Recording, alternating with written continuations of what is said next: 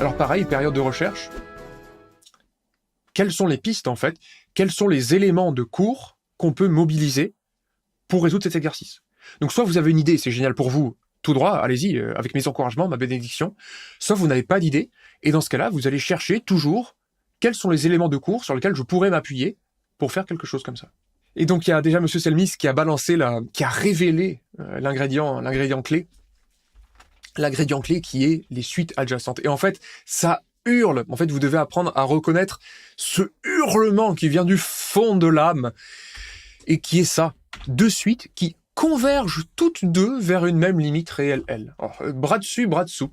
Allons-y donc. Ça fait quand même sacrément penser aux suites adjacentes. Donc, on va faire ça, d'accord? On va pas s'appuyer sur les séries de Riemann. De toute façon, ça nous donnerait pas la limite, hein, d'accord? Dans le cours de CG et même dans le cours de prépa scientifique, on a la convergence de la série, mais on n'a pas sa somme. On peut la trouver, on peut trouver ce légendaire zeta de 2, ce légendaire pi carré sur 6, mais on ne va pas trouver la limite. Donc allons-y directement pour la solution, parce qu'on a une piste. Alors qui est croissant? Clairement, Sn est croissante, parce qu'en fait, c'est la somme partielle d'une série à terme positif.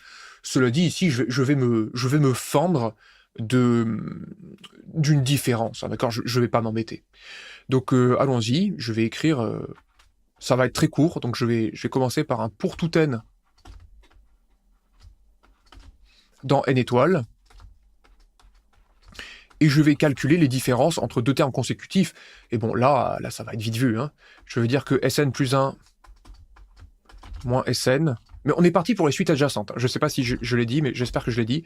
On est parti pour les suites adjacentes.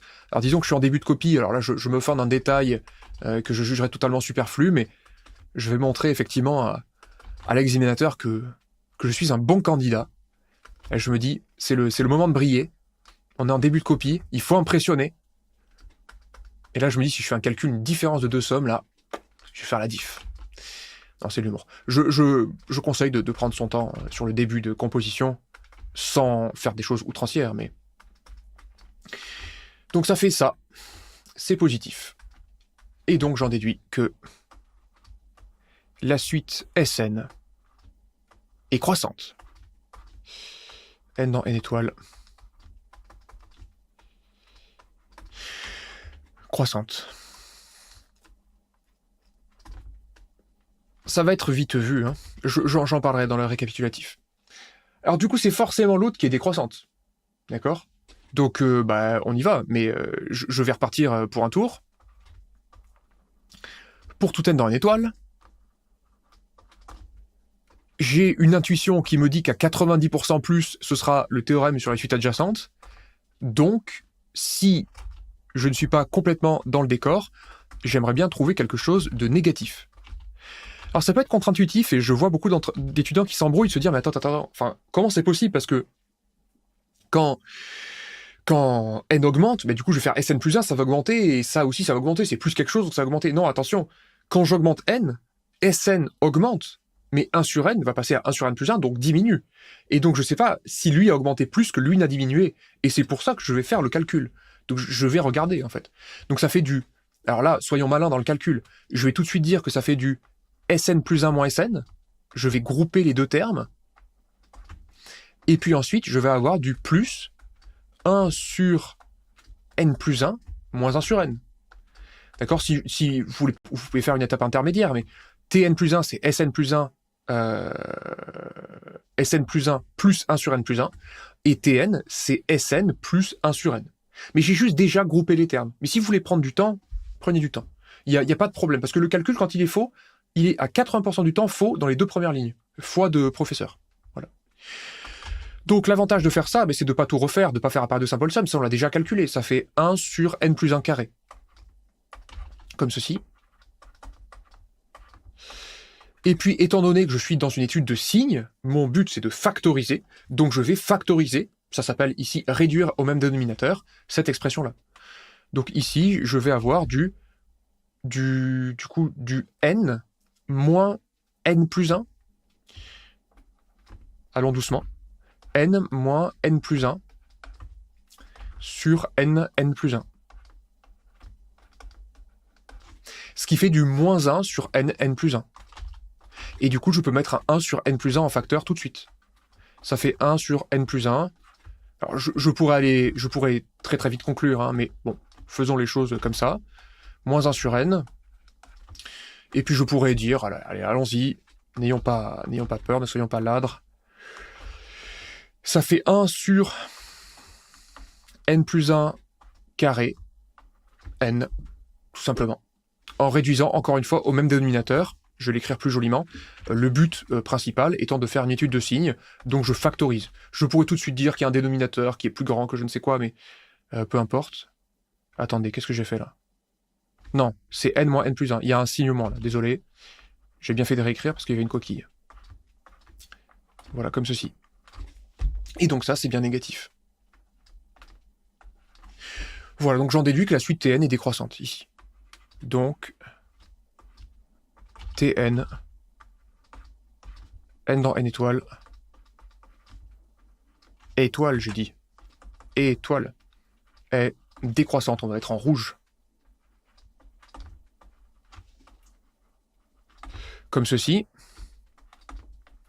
Voilà, donc l'argument que vous pouvez donner, enfin, on aurait pu conclure par exemple dès maintenant en expliquant que or 1 sur n plus 1 est plus petit que 1 sur n, et donc blablabla, mais en fait, factoriser, ça fait du bien.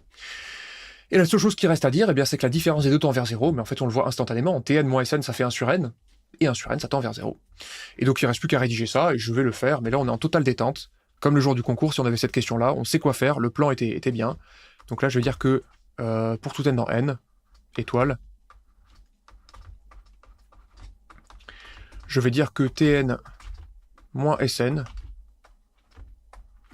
ça fait 1 sur n. Et donc, je vais dire que la suite Tn moins Sn, n dans n étoile, converge vers 0. Troisième et dernier ingrédient que je vais mettre en bleu. Voilà. Converge vers 0.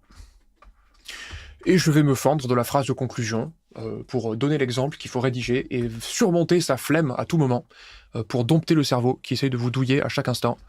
Je conclus que d'après, c'est plus joli, allez, allons-y avec un petit d'après. D'après le théorème... Non, c'est pas la bonne couleur. On va mettre ça en orange. Allez, c'est parti. C'est l'artistique, là. D'après le théorème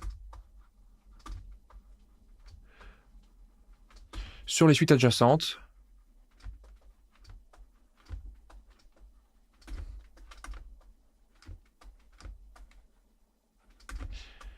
je vais dire que Tn, enfin plutôt Sn, c'est la suite qui nous intéresse, hein. C'est la suite des sommes partielles d'une série de Riemann de paramètres 2, et l'autre c'est une suite auxiliaire finalement.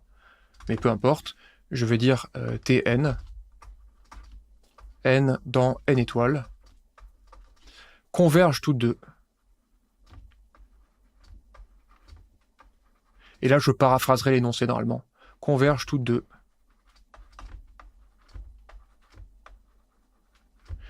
Vers un même réel. Petit l.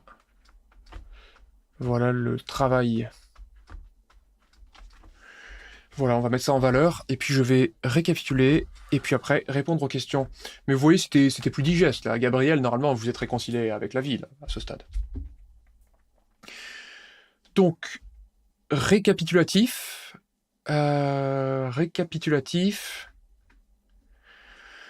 Je dirais ici que, en gros, on n'a pas tellement le choix.